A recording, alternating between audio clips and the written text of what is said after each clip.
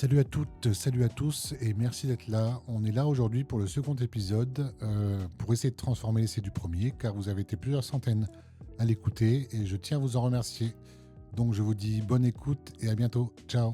Bon, Bon, bonjour à toutes, bonjour à tous. Bienvenue dans le podcast Le Fauteuil Rouge, le deuxième numéro. Et aujourd'hui, on reçoit une autre catégorie de parcours, un autre personnage, parce que c'est un personnage. On reçoit Vincent. Vincent, c'est un passionné et comme je l'ai fait dans le premier épisode, je vais le laisser se présenter. Donc Vincent, bonjour. salut Nico. Salut Vincent. Moi c'est Vincent Pascal, je suis artiste et artisan d'art. Donc je crée des vitraux d'art, des vitraux contemporains et aussi je restaure des vitraux anciens. Mais je fais aussi des fresques murales à l'aérosol. Donc j'ai voilà, un univers assez pluridisciplinaire et j'aime bien mélanger les différentes techniques, les codes esthétiques aussi de différentes époques pour créer des œuvres qui détonnent. Ok. On va dire, est-ce qu'on dit maître verrier? Oui, on dit Ouais, maître ok. verrier. C'est une grande famille, maître verrier. Ça englobe aussi les souffleurs. Moi, je suis maître verrier D'accord. vitrailliste. Tu fais pas du tout de soufflage. Je ne fabrique pas, je retransforme le verre, mais par contre, je peux en utiliser. Ok. Enfin, en tout cas dans l'imaginaire collectif, on voit le maître verrier, le vieux monsieur avec la barbe, et le graffeur comme un ado rebelle. Tu te considères comment là-dedans? Tu te classes comment dans cet entre-deux? Parce que c'est peut-être Alors, pas uniquement ça et uniquement ça. Il y a peut-être... bah oui, on en a déjà parlé ensemble, j'aime pas trop les cases. Donc moi, ce qui m'importe, c'est de créer des ponts entre les différentes cases. Et c'est vrai que j'ai une casquette artisan d'art, une casquette artiste. Et moi, ce qui m'intéresse, c'est vraiment de créer des passerelles entre les différents univers. Donc je me situe un petit peu partout à la fois, quoi. Ok. Donc tu considères ton métier comme une passion? Alors forcément, il faut être passionné. C'est pas le premier moteur, c'est quand même la passion. Après, Donc t'es pas payé, si c'est une passion. bah, voilà, après, il y a ce côté aussi toujours, en gros, ce qui est un peu énervant des fois, c'est quand on dit, «Vous faites un métier passion», donc ça influe, pour certaines personnes, c'est pas grave si on remplit pas, conséquemment le frigo, donc voilà, le métier passion, forcément, il faut être passionné pour faire ce métier parce que c'est des temps longs, des temps durs, ça pose beaucoup de réflexion, on met beaucoup d'attention dans nos pièces. Mais j'ai eu des commandes qui prenaient un petit peu plus le pas sur mon activité de façon alimentaire. J'essaie de mettre un frein pour développer mon univers artistique et continuer à rester dans cet axe de développer, son univers, son identité artistique et faire des projets qui nous bottent et c'est vrai qu'en tant que verrier, voilà, je cherche encore, la pierre philosophale. J'ai Mhm. plutôt les mains dans le plomb et ce côté un petit peu métier passion des fois, est souvent dit: «Bon, bah, toi, tu fais, ou si tu pas payé, très élevé, de façon, très rentable, c'est pas grave parce que tu as ta passion derrière» et c'est vrai que dans le vitrail, l'artisanat d'art, c'est assez complexe parce on a des temps longs, des matières chères et ça a une image de luxe, mais le marché, ne n'est pas, Ne suis... positionné Ouais, là-dessus. ok. Donc voilà, faut réussir aussi à éduquer un petit peu le grand public pour leur expliquer, toutes les étapes qu'il y a parce que c'est des étapes assez longues et après c'est l'attention surtout qu'on met dans ces pièces et l'attention qui arrive en plus et qui fait que un vitrail va être plutôt artistique Mhm. que, par exemple, dans des églises, on voit beaucoup des fois, il y a beaucoup de vitraux qui sont que losangés ou c'est que des motifs losanges et ça, c'est quelque chose j'en ai fait de façon artisanale. C'est intéressant, techniquement, mais moi, ce que je recherche, c'est vraiment la créativité et là, du coup, il y a une plus-value.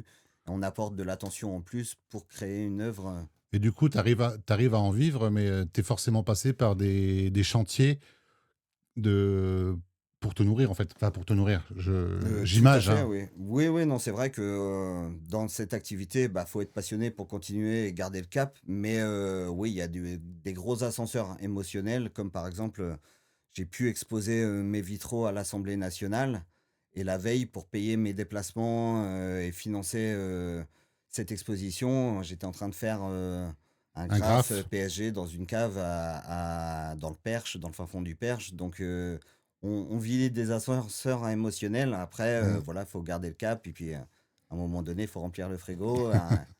Et l'idée, c'est de se dégager du temps pour créer des œuvres plus personnelles. Ok, ça marche. Tu fais un. Enfin, tu fais. Je vais considérer que c'est qu'un seul métier. Autant le verre que le graphe, c'est ton métier. Je vais pas. Oui, plutôt le côté artistique, quoi. Voilà, je vais pas distinguer Artiste. les deux. Tu fais un métier. Dans tous les cas, c'est un métier ultra visuel. Oui, alors ça, c'est un sens qui m'apporte beaucoup, la vue. Mais je vais dire ultra visuel. Je vais, euh, je vais le mener à un paradoxe, mais parfois invisible. Je m'entends. Quand tu vas faire des graphes, pardon, du verre et les poser à, je sais pas, à 8-9 mètres de hauteur, est-ce que tu crois que le public arrive à concevoir le travail qu'il y a derrière, en fait, par rapport au temps que tu Alors, passes? pour reprendre un petit peu c'est vrai que des fois, je mets beaucoup d'attention dans des pièces qui En sont gros, très très hautes. tu embellis des lieux que personne, c'est peut-être un peu rude, mais en tout cas que peu de gens vont regarder. Alors, pour reprendre une phrase célèbre du bon, la brute et truand, pour moi, le monde se divise en deux catégories. Ok, Il y a des personnes qui rentrent, par exemple, dans des endroits patrimoniaux, qui vont tout de suite voir un ensemble contemplatif, ouais, une atmosphère. Et il y a d'autres personnes comme moi qui, dès tout petit, vont aller chercher les détails et vont voir dans les coins et se dire: «Oh tiens, telle sculpture, mais pourquoi il a représenté ça?» ok. Heu, Malgré la et hauteur, malgré et la je pense que vraiment distance, c'est une question de de tempérament et de perception. sensibilité, de perception et donc voilà, il y a des personnes et ça me dérange pas parce que Ok, ouais. justement, j'aime bien que je porte une attention dans mes œuvres pour qu'au premier aspect, il y ait un aspect contemplatif d'ensemble, que ça soit cohérent, dans les couleurs, dans la composition générale et après j'aime apporter une deuxième lecture, voire une troisième, enfin plusieurs couches, Ouais. pour les gens curieux qui ont envie d'aller plus loin et s'immerger dans l'œuvre et se raconter sa propre histoire. Combien de temps ça peut te prendre de restaurer un vitrail, par exemple, ou de faire une fresque, je la refais, une fresque graphique, on va dire. Combien de temps ça peut te prendre dans une œuvre, dans un... C'est très, c'est- aléatoire, alors ça Ouais, dépend, hein. La dernière fois, par exemple, je peux faire, en graphe, 200 m², ok, en 6 jours. ouais, Et là, dernièrement, j'ai fait un vitrail pour PlayStation, et là, j'ai passé, 2 à 3 semaines sur un demi mètre carré.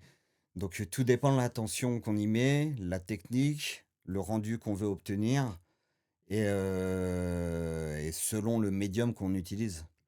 comment on arrive à être sollicité par PlayStation pour faire, on pourrait dire, du graphe, mais non, pour faire du verre. Comment ça t'arrive? Comment ça t'est tombé dessus? Bah, alors là, PlayStation, j'ai été contacté par une entreprise qui gère un événement pour PlayStation, pour, mettre, en valeur, enfin, pour l'ouverture du jeu Death Stranding 2. Donc j'ai eu le teaser. C'était très intéressant de me plonger dans l'univers de Hideo Kojima, qui est un univers très fourmillant aussi, donc très narratif et très esthétique, très cinématographique. Et là, j'ai été contacté, j'ai été vu sur Instagram. Donc, et on m'a contacté Ok, pour me dire j'aime bien parce que tu as un univers qui justement allie correspond. culture pop, traditionnelle. Et Ok. Intéressant. Et du coup, ça donne quoi là? Enfin, il y a peut-être pas, t'as peut-être pas le retour suffisant, enfin, ou le temps alors pour. là, pour l'instant, c'est ce week-end où Ok. il y avait un événement sur la péniche Fluctuart, le centre d'art contemporain À Paris? sur les quais de Seine. Ouais. Donc il y avait 11 artistes aussi qui proposaient une vision de leurs œuvres. Ok. Donc il y avait une expo Tout avec art confondu? Pas que du graphe, pas tout que du art verre, confondu. pas. Il y Ouais. avait beaucoup de graphistes du numérique, après un chocolatier, Ah ouais? Ok. une illustratrice, enfin un sculpteur. Donc voilà, plusieurs arts confondus qui ont apporté leur vision. Et donc ensuite, Hideo Kojima est venu avec son équipe et Woodkid qui a fait la BO pour faire un live Twitch. Donc C'est, voilà, vraiment un Ok. événement promotionnel, on va dire, mais qui sort un peu des codes parce que, on apporte aussi, voilà, Mhm. on mélange l'artisanat et le monde du jeu vidéo, qui est un univers très foisonnant. On y reviendra plus tard sur l'artisanat et le numérique. Merci de me lancer une petite perche. Euh, on va revenir un peu aux origines de cette passion, de ce métier, euh, de ce parcours. Tu t'es pas réveillé un jour à 7 piges en te disant, tiens, je vais devenir artiste. Qu'est-ce qui t'a fait, quel accident, si on peut dire ça comme ça, t'a fait devenir ce que tu es actuellement, professionnellement Bah, parlant? alors, le côté artisan d'art et artistique, vraiment, ouais, c'est vraiment 2 choses qui sont, très, où il y a une passerelle très, très fine, vraiment un pont très donc pour moi, c'est un petit peu, ça va ensemble. Mais, du coup, en tant qu'artiste, je pense que c'est une histoire de sensibilité. J'ai toujours dessiné depuis tout petit. Dès que j'ai pu avoir des crayons dans les mains, j'ai dessiné et Est-ce que c'est une j'ai histoire de rencontre avec une personne à un certain âge qui t'a donné la passion d'eux, ou c'est ta curiosité qui a fait que... alors je pense qu'il y a la sensibilité, la passion, il y a mon grand-père aussi, qui m'a pas inculqué forcément cette passion, mais qui a enfin joué un grand rôle, dans mon dans aller chercher, aller univers découvrir? dans mon Ouais, univers artistique parce qu'il était historien local ok. à Chartres. Il était, passionné aussi, d'histoire, mathématicien et donc du coup il alors mathématicien, le rapport, il est un petit peu différent, mais en fait, le premier souvenir en tout cas qui allie le vitrail et le côté de la narration, Mhm. c'est vraiment, qu'il m'avait montré, fait visiter la cathédrale de Chartres et qu'il connaissait très bien et il me montrait les vitraux, mais comme une grande BD monumentale et il me racontait les histoires qu'il y avait dans les vitraux. Ok. Pas de façon forcément religieuse, mais de Religieuse? façon un petit peu fait divers. Ok. Donc il y a un côté, voilà, quand on est historien passionné, on est forcément passionnant, donc on transmet sa passion et c'est vrai, je m'en suis rendu compte très, très, assez tard, plutôt à mes 30 ans, qu'en fait, pourquoi j'ai cette envie et ce besoin de toujours raconter une histoire dans mes œuvres et donner du sens et en fait, en faisant marche arrière, je me suis rendu compte que le premier, voilà, le premier souvenir que j'avais, c'était celui-là parce que souvent dans le vitrail, on entend: «Oh, je suis rentré dans une église» et là, ça a été une Mhm. révélation et c'est pas forcément ça. Donc ça a pas été une révélation parce que je baignais déjà dans cet Ok. univers à Chartres où on a un patrimoine Riche, ouais. assez foisonnant qui est concentré quand même sur la cathédrale. Mais c'est vraiment ce côté narratif, je pense, qui a, influencé, Mhm. ma patte artistique. Et ensuite, bon voilà, c'est la situation géographique qui a fait que je me suis dirigé plus sur le vitrail. Parce que quand je suis sorti de mes études de vitrail, je me suis passionné aussi pour l'animation en volume, stop motion. J'ai fait, Ah enfin bah, tiens, je me permets de te couper et tu parles de ta formation. Tu peux nous en dire deux, trois mots de cette formation-là, par quel biais tu es passé? alors, oui, alors quand j'étais, en cursus, normal, collège, voilà, par exemple sur mes carnets de classe, tout le temps on me disait, «Vincent dessine et discute». Sauf en dessin où il y avait marqué que discute parce que, la prof était pas passionnante, Ok. là-dessus et du coup, en sortant, du coup, j'ai eu un petit problème avec l'éducation nationale. J'avais pas trop envie de faire un cursus, derrière, plus long, sur le lycée parce que bon, voilà, ça me convenait C'était pas. pas ton truc, quoi.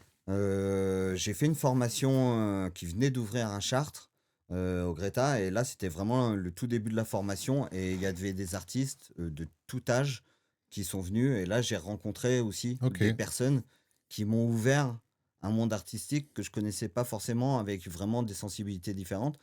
Ça m'a un peu réconcilié donc après ça, je suis retourné à Paris faire, une école, du verre, le lycée Lucagneux où j'ai fait CAP, BMA pour apprendre vraiment la technique du BMA, tu peux vitrail. nous... BMA, brevet des métiers d'art. Ok. Le CAP, ça permet de plutôt, se concentrer sur la coupe de verre, monter un vitrail, faire toutes les étapes classiques d'un vitrail et le brevet des métiers d'art, on approfondit un peu plus la peinture sur verre. Ok.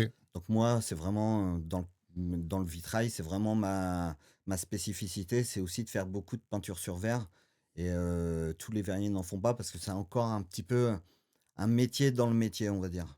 Ok. Il- donc il peut y avoir des personnes qui font que de la découpe et d'autres qui font... Alors, il y a certains Ouais, ateliers qui sont ok. assez hiérarchisés où chacun a son Chacun a sa poste fonction. selon ce qu'il préfère et puis selon son taux de rentabilité ou selon aussi l'activité qu'il y a dans l'atelier. Il y a beaucoup de petits ateliers qui sont plus Ok, familiaux et que là, du coup, tout le monde fait un petit peu de tout. Mais la peinture sur verre, ça reste quand même. Il faut avoir une fibre un petit peu ok. artistique quand même pour le faire. Et il y a des techniciens, des vitraillistes qui sont pas forcément attirés par cette partie du métier, quoi. Je vais me permettre de rebondir là-dessus parce que tu parles des petits ateliers, etc., etc. Enfin, des gens pour qui on pourrait travailler ou les gens pour qui travaillent les gens plutôt.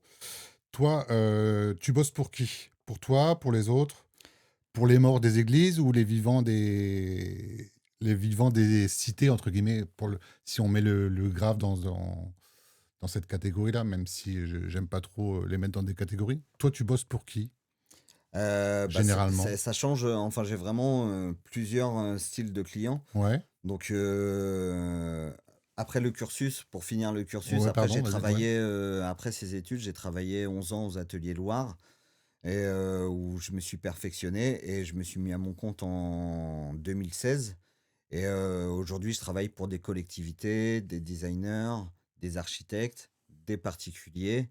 Je fais aussi de la prestation de service pour quelques ateliers en peinture sur verre et autres pour donner des coups de main. Par exemple, j'ai aidé l'atelier de Bitus pour poser les doubles verrières de protection pour conserver le patrimoine. Donc là, c'est Ok, vraiment une action pour conserver le patrimoine qui protège les vitraux très anciens.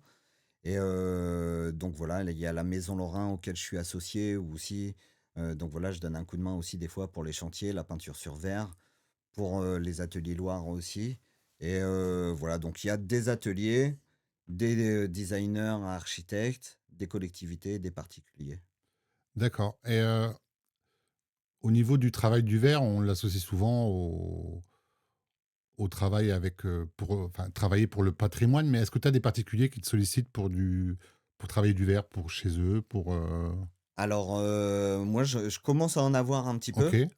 Donc, je suis très content. Ensuite, c'est vrai qu'il y a une période où, on s'imagine, difficilement avec un vitrail chez soi. Mais je me suis rendu compte, c'est plus une histoire de géographie. Sur Paris, le d'accord. vitrail revient beaucoup dans la décoration d'intérieur parce qu'il y a un patrimoine déjà présent qui est très, sur le haussmannien, le vitrail haussmannien, l'art déco. Donc là, en ce moment, c'est vraiment sur beaucoup l'art déco, l'art nouveau et donc l'art déco, il revient, beaucoup à la mode. Mais par exemple, l'art nouveau, c'est plus dans l'est, de la France. Ok, Donc selon la région. Donc ici, en Beauce, à Chartres, en tout cas, du moins, la population a du mal à se projeter quand même avec un vitrail chez eux parce qu'ils ont une image assez religieuse étant donné que l'essentiel du patrimoine verrier est ouais. quand même Hmm. dans les Dans- édifices religieux et concentré sur la cathédrale de Chartres aussi. Donc voilà, c'est un travail Est-ce aussi qu'il n'y a pas de. une histoire, tu parles de Parisiens, est-ce qu'il n'y a pas une histoire de coût aussi? Parce que c'est pas un art... Oui, il y a les 2 freins que j'entends, c'est vraiment: «Ah mais ça coûte cher» Ouais, et le deuxième, voilà, pendant pas mal d'années, j'entendais, «Je suis pas croyant» ou ouais, «C'est joli mais pas chez moi». Mais on n'arrive pas à se projeter alors que c'est la grande mode aussi, on a eu la mode des verrières de ouais. division pour séparer des pièces et donc on peut apporter du vitrail pour un n'importe quel espace. Ce qu'il faut, c'est là où le maître verrier intervient et prend en considération quel est l'intérêt. Est-ce que c'est troubler la vue, créer une ambiance plutôt cocooning ou laisser passer, rentrer beaucoup de lumière? Donc voilà, par exemple, le vitrail, quand il est sorti des églises pour arriver dans le civil, en fait, c'est arrivé dans les hôtels de ville et les maisons seigneuriales. Ok, Et pour la vie du quotidien, bah, c'est plus facile de laisser rentrer beaucoup de lumière. Donc il y a beaucoup des vitraux, soit en rectangle ou losange et ensuite on peut apporter des petites pièces, des petites scènes peintes qui vont apporter de la noblesse et un petit peu plus de détails et voilà, ça montrait aussi une certaine richesse. Plus il y hmm, avait de scènes peintes, plus ça montrait aussi la noblesse. Donc voilà, sur un vitrail, par exemple, de 5 mètres carrés en intérieur, on peut se concentrer, apporter beaucoup d'attention sur 1 mètre carré qui prend 5 mètres carrés et laisser une partie quand même très transparente, dégagée, pour laisser passer de la luminosité. Après, c'est le travail du maître verrier et, et la sensibilité et le match qu'il peut y avoir entre le client et le maître verrier. C'est vraiment un choix aussi, Ouais. je pense, coup de cœur et de sensibilité. Qui permet de sélectionner. Donc, commence à y en avoir, mais c'est un petit peu un travail d'évangélisation dans l'autre sens.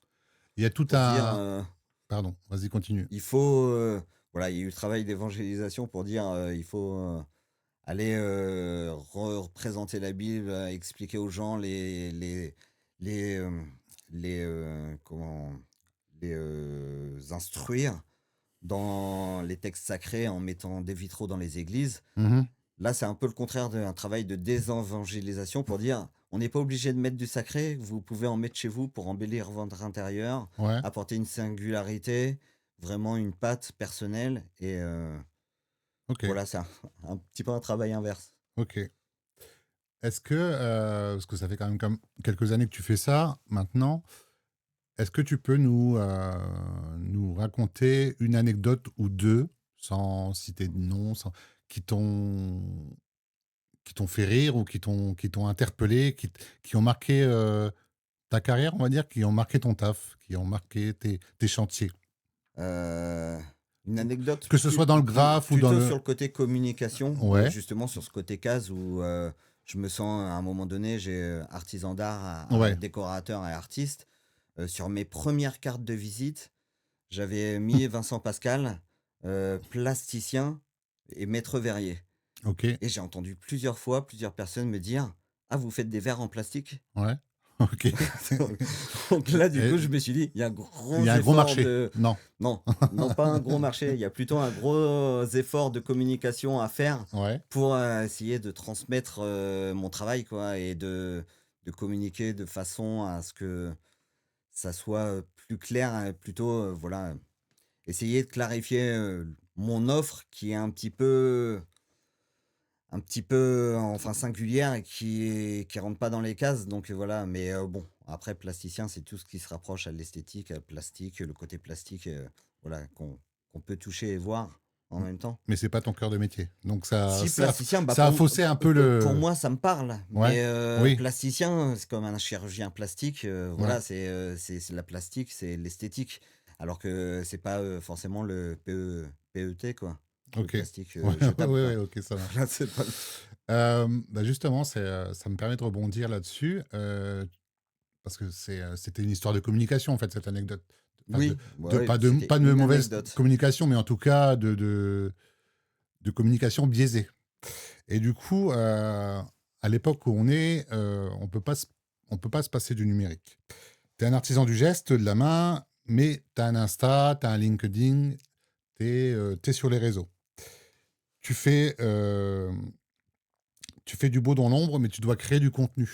Comment tu comment tu te débrouilles avec ça? Comment tu arrives à gérer ce grand écart, si on peut dire, entre le vert, le sacré et le fait de devoir communiquer, de façon numérique? Comment tu arrives Voilà, à... c'est un travail un petit peu de longue haleine qui se fait Ouais, avec, les premières choses qu'on entend quand on est artisan d'art ou artiste, il y a savoir-faire et faire savoir. ouais. Donc c'est un travail, qui est assez long, fastidieux. Quand on est artiste, on est plutôt dans la création, on n'est pas dans le calcul tout de suite.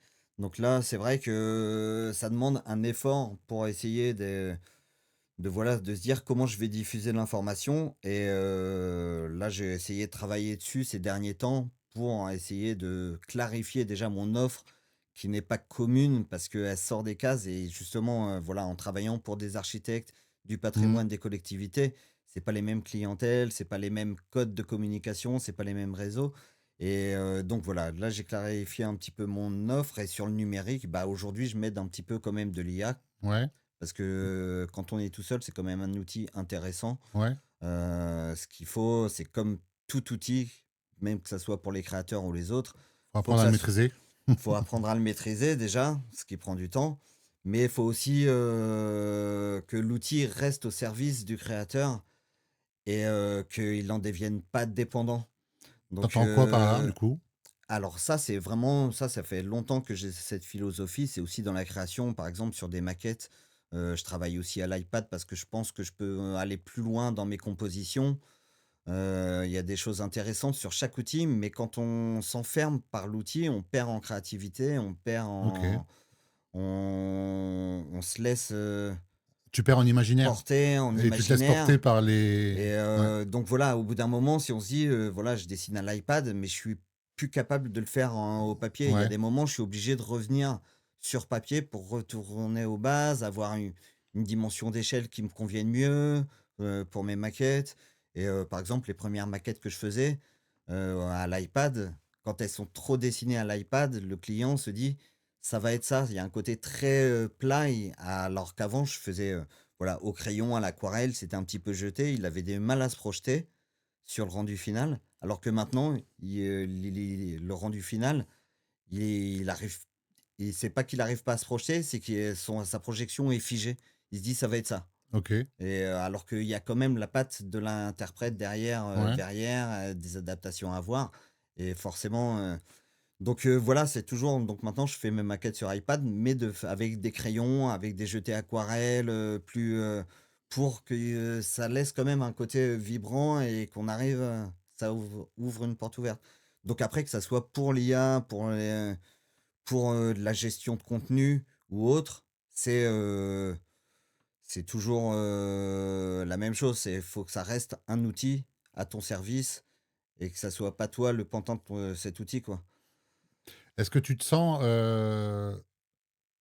dépendant des réseaux justement? Est-ce que ton métier, ta rentabilité, est-ce que pour toi, elle est en parallèle de ce que tu vas produire sur les réseaux? Ou pas que?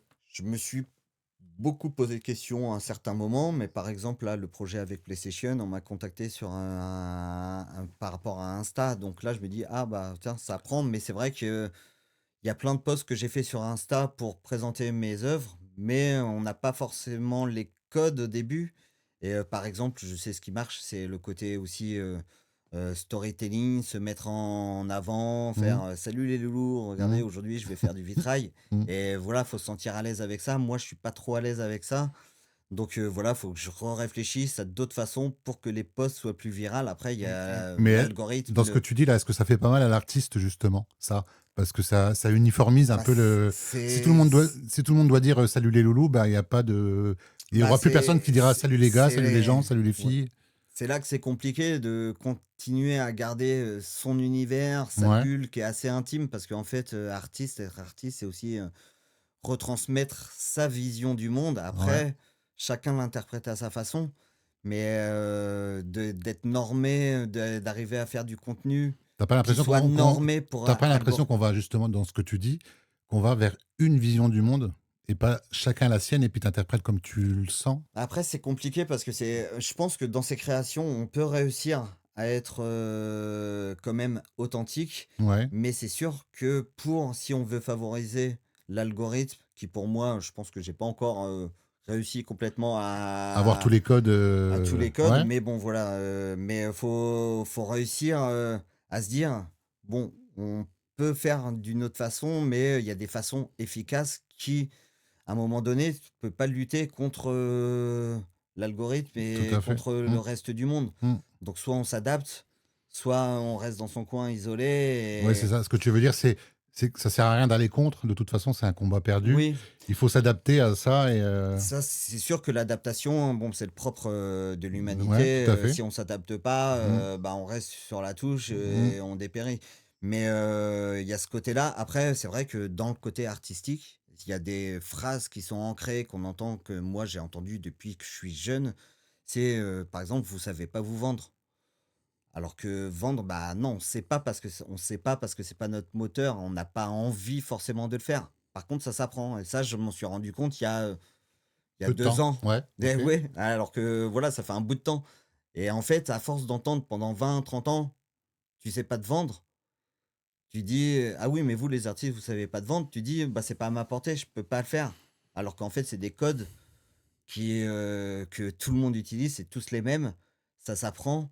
Après, c'est pas la partie la plus cool, la plus forte, mais voilà, j'ai fait Mais tomber c'est un une, petit peu, ben, mais c'est une c'est partie qui plus fait partie oui, mais il faut faire tomber ce plafond de Ouais, verre ok. quand même avant. Pour les artistes, je pense que Oh, c'est quand joli. même un plafond. Plafond de verre pour un Oui, maître ça verrier. Bravo. bah, ouais, c'est un peu le Champion. ouais, c'était pas calculé, c'était pas calculé. Très bien. Non, non, j'aime beaucoup. Ok, ça marche. J'ai entendu dire qu'un jour, tu as fait un chantier de graphe sur un pignon d'une mairie et que la mairie t'a demandé à retoucher ce graphe-là. Une certaine une Marianne, quelque chose comme ça. Ah, tu veux parler de liberté d'expression, quoi? Ouais, Tu veux parler je sais de pas. ça peut Qu'est-ce que ça te, qu'est-ce que ça te procure quand il y a quelque chose de défini avec un client et que finalement il revient une fois l'œuvre faite, il revient dessus. Est-ce que tu te dis je m'adapte au client? Est-ce que tu te dis euh, bip, il fait chier? mmh. Enfin, qu'est-ce que tu... Bah, c'est là où c'est un petit peu, voilà, compliqué quand on a une commande Ouais, pour notre univers artistique, où on nous fait, confiance, ça se défend. Quand on fait des commandes qui sont, voilà, assez normées, avec un thème particulier, ouais, on essaie d'apporter notre touche, mais ça reste une commande et du coup, ça peut être assez, frustrant, de devoir, revenir, en arrière et de se conformer à à des a priori, à les premières choses, enfin, surtout un peu moins dans les grandes villes, mais en province, voilà, on se dit: «Un mur, on graffe un mur, ça va inciter à vandaliser, mmh, à la délinquance», mmh, alors que c'est des idées préconçues. Si mmh. des murs moches ont pas été tagués avant, pourquoi on va aller taguer un mur, qui est plutôt, sympa et joli? Ouais, Il y a pas, c'est vraiment des mais après, ces soucis-là arrivent surtout beaucoup avec des projets de collectivité où il y a beaucoup de monde décisionnaire. d'accord. Chacun veut rapporter sa patte et ça se perd un petit peu en réunion. Et là, du coup, toujours quelqu'un qui vient et qui dit bah, est-ce qu'on pourrait pas rajouter un petit peu plus de végétation? Et là, tu te Ouais. dis mais faites-le pousser votre lierre. C'est Faites-le. ça. Mais est-ce que c'est pas un peu le côté paradoxal de l'art, en fait, où ça plaira forcément jamais à Bah, tout le monde et, c'est ça qu'il faut dire. On et peut que le but, c'est pas. pas forcément que ça plaise à tout le monde, mais c'est une collectivité, donc ça doit plaire Bah, à c'est ça, l'ensemble des souvent on administrés. veut plaire un petit peu à tout le monde, mais c'est un petit peu des généralement, c'est quand même bien perçu. Après, il y a une minorité audible qui parle, mais par exemple, sur la fresque, tu me parlais de Marianne, Ouais, 1 jour, à Thiron-Gardé, on a fait une fresque, avec un collègue et du coup, là, on devait représenter différents marqueurs, locaux, pardon. locaux. Donc il y avait aussi la Marianne, inspirée du buste de Brigitte Bardot parce que en fait, le tirage numéro 1 est là-bas et c'est un artiste, Aslan qui a fait ce buste et donc on a représenté, cette Marianne et il y a un petit monsieur qui passait en vélo tous les matins, il nous voyait faire, il disait: «Oh bah, c'est moche, c'est moche, c'est Ah moche». ouais? Ouais. Le troisième, quatrième jour, il dit: «Ah bah non, c'est beau en fait». Et voilà, le troisième jour, je reçois un appel pour me dire: «Ah oui, on a des retours sur le décolleté de la Marianne. Est-ce qu'on pourrait pas mettre, plutôt une écharpe pour un Ok, petit peu, cacher, sa poitrine? Parce que ça donne sur une école», ok. donc Ouais. voilà, donc après j'ai dit: «Bon». J'ai eu des arguments qui se tenaient. J'ai dit: «Bon, bah, l'école maternelle, les enfants, ça fait 1 an qu'ils ont quitté le sein. Pour eux, ils ont pas notre vision tordue, d'adultes. Mhm. J'ai dit: «Après, si vous voulez, on On peut peut modifier. cacher, Mhm. on peut modifier, mais c'est un petit peu revenir 40 ans en arrière. On peut retirer de votre DEFAM aussi, le permis de conduire», et puis ils m'ont dit: «Oui, vous avez raison, en fait, Ok. mais Donc bon, vous avez c'est». laissé comme. Donc on a laissé tel que et puis Ok. bon, ça choque personne. En Ouais. fait, juste les enfants, ils s'amusent à tirer au ballon sur les toutous, quoi, Ok. Bah écoute, ils ont trouvé un nouveau jeu, c'est parfait. Ok. Ok, ben merci Vincent. On arrive à la fin de cet entretien. J'ai pour habitude, enfin, à partir de 2 fois, on peut dire que c'est une habitude, de conclure, de finir l'interview par une question. Si ta vie, ton parcours était un titre de film, ça serait quoi? Un titre de film? Ouais. Existant ou pas existant? Ça peut être un titre de film ou une réplique? Une réplique, ouais, vas-y, allez. Voilà, bah allez, Jean-Claude Duss. Parce Euh, que, Bah, parce que déjà, il y a JC dans, comme Jésus-Christ. ok. Non, mais oublie que t'as eu qu'une chance, vas-y, fonce. Ah, ok, d'accord. Oublie. C'était cette phrase-là. Ah ouais, ok, ça marche. C'est pas mal. Ça marche. Hommage à lui d'ailleurs. Ok, merci. Et puis, un dernier mot, juste un dernier mot. En un seul mot, un mot. Il me faut un mot. Ou un mot, c'est dur à choisir qu'un mot. Moi, je suis souvent indécis. Eh ben justement, il me faut un mot. Hmm, fun. Ok, et moi ce sera Tractopelle. Merci, ciao. Merci Fun, Vincent. le